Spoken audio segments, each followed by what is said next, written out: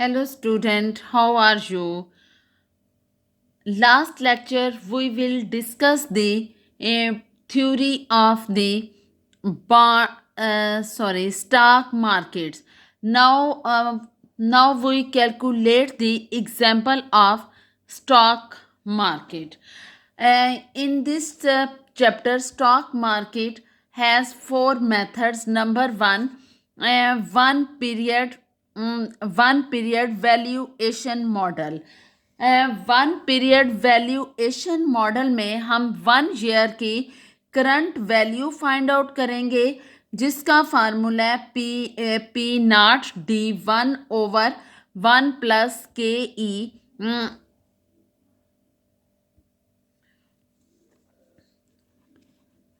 One period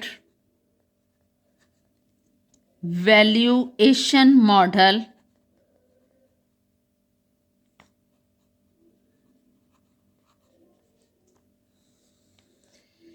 में P0 is equal to D1/1 plus KE plus की power 1 plus P1/1 plus KE की power 1, where P0 is equal to current price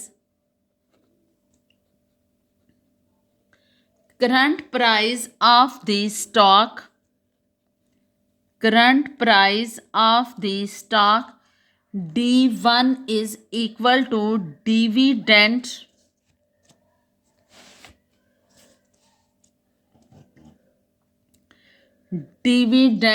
paid at the end of the year 1. KI is equal to required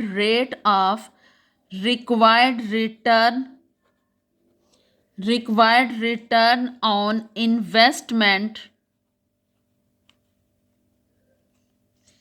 and KP1 is equal to price at the end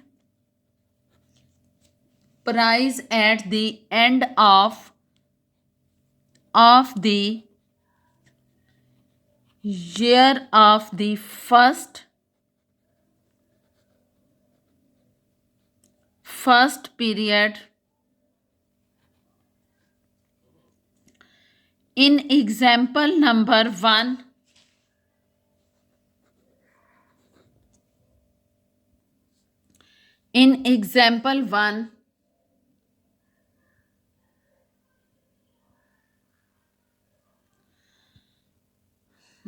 stock valuation, find the price of the stock given the figure reported above. We will need to know the required return on equity to find the present value of the cash flow. Since a stock is more risky than a bond, you will require a higher return than the offer in the bond market. Assume that after careful consideration you decide that you would be satisfied to earn 12%. इसमें ये दिया हुआ है in the given report above. Last page पे आपको ये मिलेगा, जिसमें दिया हुआ है कि you call your broker and find the Intel is currently sale for $50 per share. $50 per share. It's mean के $50 per share and pay at 0.16 per year is dividend. यानी D1 हमारा जो आएगा वो 0.16 आएगा. The analyst on the mill of stock will be selling for the $60 in 1 year. $60। अब इस example में हमारे पास जो है वो D1 is equal to 0.16, P1 is equal to 60 and KE is equal to 0.12।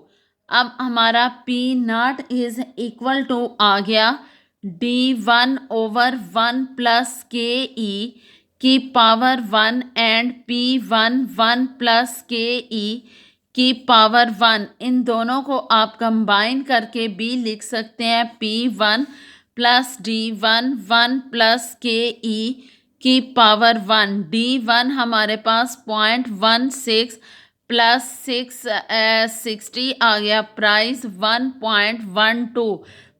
जब आप 1 प्लस 0.12 करेंगे तो 1.12 आ जाएगा इसकी पावर 1। जब आपने इसे सॉल्व किया तो आपके पास आ गई वैल्यू $53.71। ठीक है, इसी तरह हमारा नेक्स्ट एग्जाम्पल है गोल्डन ग्रोथ मेथड या constant growth. Example two golden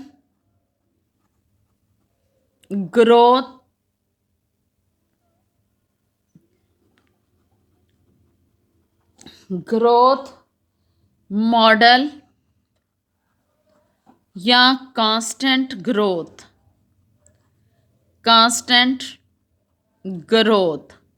ये हमारी एग्जाम्पल आ जाएगी। ये हमारी बुक में गोल्डन ग्रोथ मॉडल दिया हुआ है। इसमें D0 P1 is equal to so on infinity. ये एक लंबा मेथड है, इससे भी आप कर सकते हैं। ये इसकी शॉर्ट फॉर्म दी गई है जिसमें D1 multiply 1 plus G and KE is equal to, ये आपने ये फार्मूला है इसका P0 is equal to D0 1 plus G की power over KE minus G, ये इसका फार्मूला है। या आप इसे D1 over KE minus G लिख सकते हैं क्योंकि D1 is equal to D0 वो वैल्यू होगी जिसके साथ लिखा होगा करंटली पेड डिविडेंड, वो हमारा D0 होता है। और अगर लिखा हो एंड ऑफ द ईयर फिर वो आपका D1 होगा। ये दोनों फर्क आपने याद रखने हैं। इसी तरह एग्जाम्पल नंबर 2 में मैं find the current market price of Coca Cola stock assuming dividend growth at a constant rate is 10.9 and D0 is equal to $1 and required rate of return is 30%।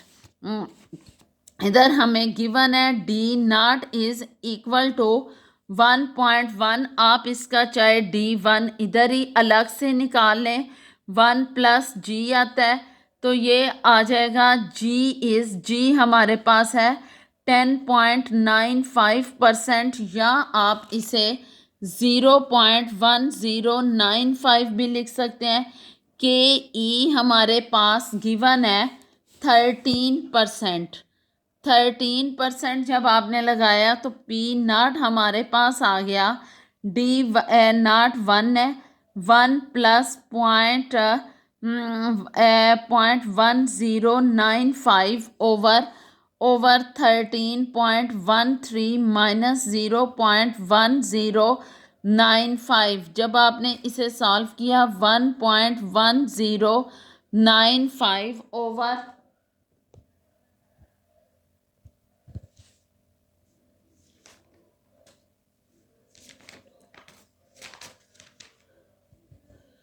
0.02005। इसे सॉल्व करने के बाद $54.96 $54.12 ये इसका answer आ गया। इसी तरह क्वेश्चन एग्जाम्पल नंबर 3 है। एग्जाम्पल नंबर 3 में दिया हुआ है कि stock valuation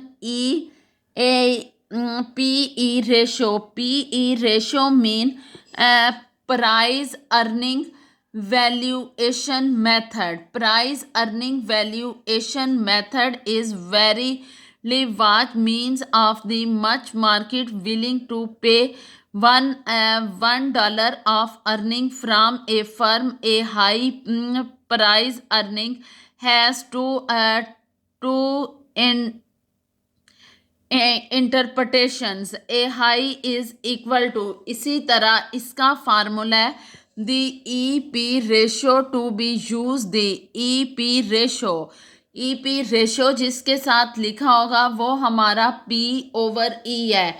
EP ratio earning, I think कि आपने फाइनेंशियल मैनेजमेंट में ये पढ़ा होगा कि PE रेशो किसके बराबर होता है? Price over earning. इसे हम P/E भी बोलते हैं, ठीक है। जहाँ पे PE रेशो होगी वहाँ पे आपने P/, ये एग्जाम्पल नंबर 3 है। Example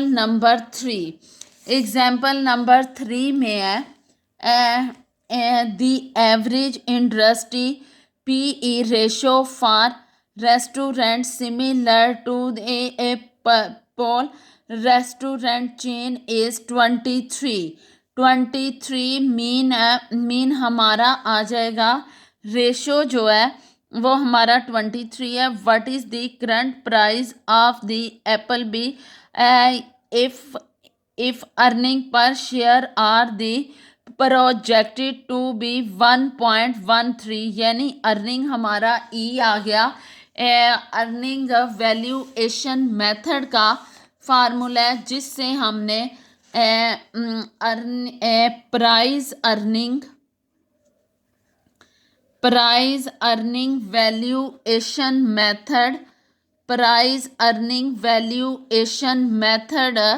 method is equal to P0। हमने P0 फाइंड आउट करना होता है, इज या हाली P/E मल्टीप्लाई E। P/E हमारे पास जो रेशो की वैल्यू है 23 वो हम लिखेंगे, और अर्निंग की वैल्यू है 1.113, ये हमारा P0 निकल आएगा $26। जब आप इसे मल्टीप्लाई करेंगे तो आपका ये आंसर। इस चैप्टर की 3 एग्जाम्पल्स थी जो मैंने करवा दी हैं। आगे इसकी एक्सरसाइज है वो भी करवा दूँ आज ही। एक्सरसाइज में कुछ चीज़ें मैंने आपको बतानी है। जिस तरह इस क्वेश्चन नंबर 1 में लिखा हुआ है कि of the public in September of 1998, the following information on sharing outstanding was listed in the final prospectus fields of the SEC. The IPO is the shares, उनके IPO क्या इनिशियल पब्लिक ऑफरिंग, इसमें इसके point दिए हुए हैं। Shares जो हैं वो हमारे पास 3,5,000 जो हैं वो हमारे शेयर्स हैं। द इनिशियल पब्लिक इज 18 पर share and final day closing is 44, यानी इनिशियल डेज में उसकी जो थी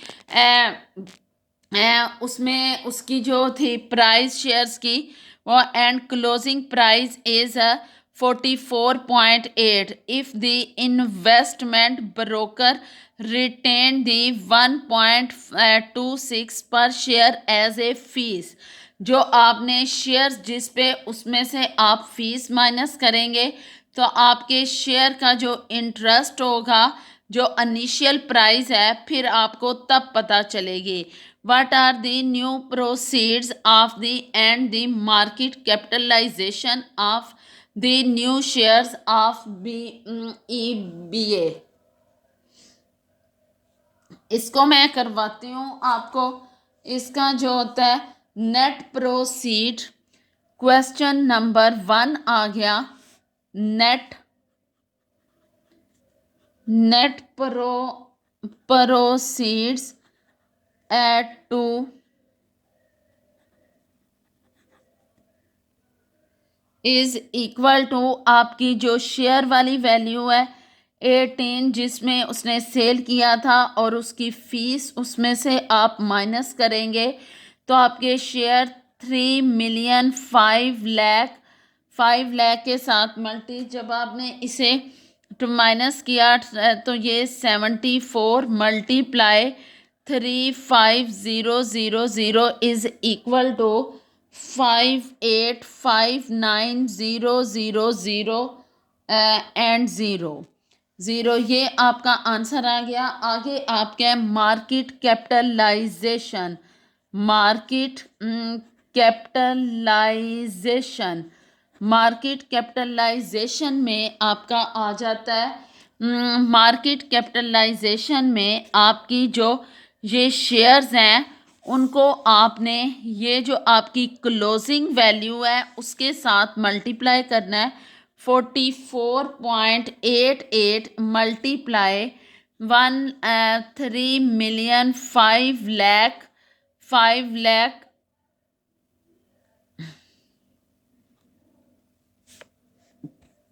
is equal to 1570,80000। ये आपका आंसर आ गया। ये आपका क्वेश्चन नंबर 1 था। क्वेश्चन नंबर 2 में है two common statistic in IBO are the underpricing and money left on the table. अब पहले मैं आपको बता लूं अंडर प्राइसिंग क्या होता है और मनी ऑन द लेफ्ट क्या है। अंडर प्राइसिंग जो है, अंडर प्राइसिंग को आप समझें। Under pricing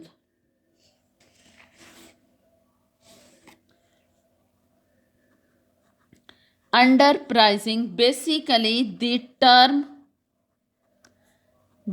term under pricing The term underpricing is the percentage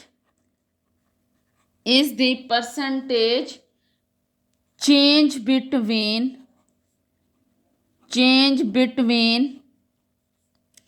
IBO and the first day closing price,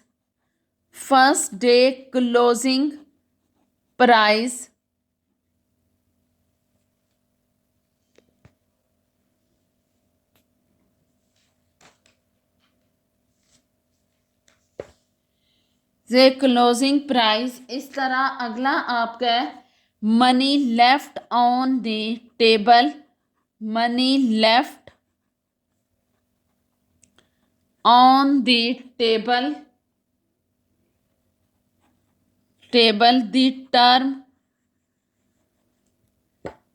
the term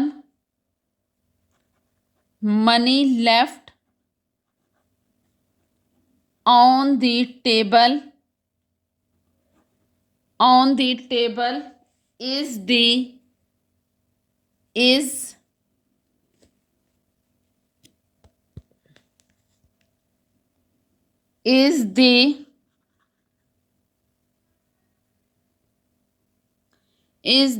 price difference between initial offer pricing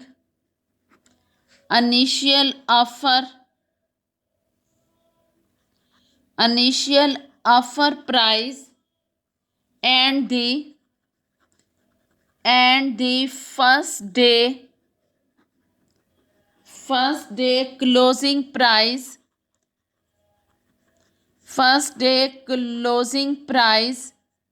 multiplied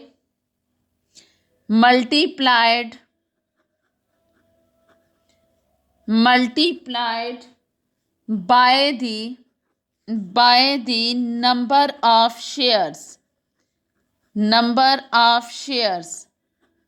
यानी आप इसमें से closing price में से offering price निकालेंगे तो आपके पास market money left on the table की वैल्यू आ जाएगी। और इसमें परसेंटेज चेंज, यानी जिस तरह हम वो डेल्टा की वैल्यू डेल्टा आई कर रहे थे उसी तरह अब हम इन दोनों क्वेश्चंस को करते हैं ताकि आपको पता अंडर प्राइसिंग की आ जाएगी। क्वेश्चन नंबर 2 का अंडर प्राइसिंग वाला क्वेश्चन उसमें आ जाएगी। Underpricing is equal to 44.88 minus 18 over 18 multiply 100 is equal to 149.33%। इसी तरह आपने 44 इनिशियल में से वो निकाल के नंबर ऑफ शेयर्स आपके कितने हैं 3 मिलियन, उसे आप खुद करें, आंसर मैं आपको बता दूंगी। बाकी क्वेश्चन अब हम मिड के बाद करेंगे ताकि आप लोगों को उसको आगे कंटिन्यू कर लेंगे मिड के बाद। इतनी समझ आ गई होगी आप लोगों को। आई होप कि आप लोग इसको अंडरस्टैंड कर लेंगे। बाकी मैं आपको अब बाद में करवाऊंगी।